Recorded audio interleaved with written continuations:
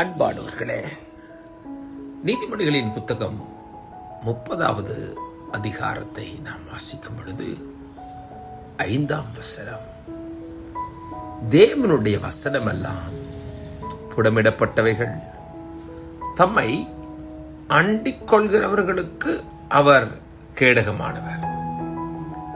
தேவனுடைய வசனங்கள் எல்லாம் எவ்வளவு அழகான வார்த்தைகள். ஆண்டுடைய வார்த்தைகள் எல்லாம் எப்படிப்பட்டவைகளாம்? புடமிடப்பட்டவைகள். Every word of God is pure. Every word of God is pure. Amen. அவரை அண்டிக் கொள்கிறவர்கள், அவர்களுக்கு ஆண்டவர் கேடகமாயிருக்கிறார். பாருங்க, இந்த உலகத்துல நம்ம நம்புகிற வார்த்தைகள் எல்லாம் சுத்தமான வார்த்தைகளா நம்ப முடியலங்க.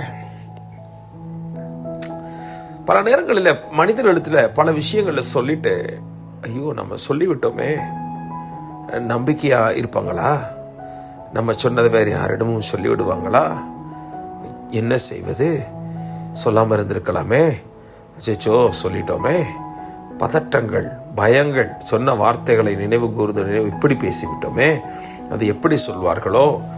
லிசன் மீ, தேவனுடைய வார்த்தைகள் புடமிடப்பட்டவைகள். It is pure. மனிதனுடைய வார்த்தைகள் தான் தடுமாற்றங்களும் பயங்களும். அதனாலதான் ஆண்டவர் சொல்றாரு, இது தேவனுடைய வார்த்தையை நீங்க நம்பினீங்கன்னா, அண்டிக் கொண்டீங்கன்னா, அவர் உங்களுக்கு கேடகமானவர்.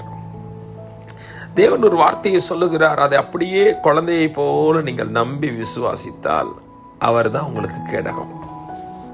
அவரே உங்களுக்கு கேடயம். ஆச்சரியமா இருக்கிறது அல்லவா?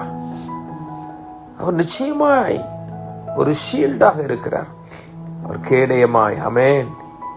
அன்புள்ள ஆண்டவர் நம்மை இந்த நாளிலே அப்படியாக பாதுகாத்துக் கொள்வாராக. God bless you.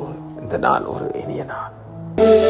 மறவாமல் நினைத்தீரையா,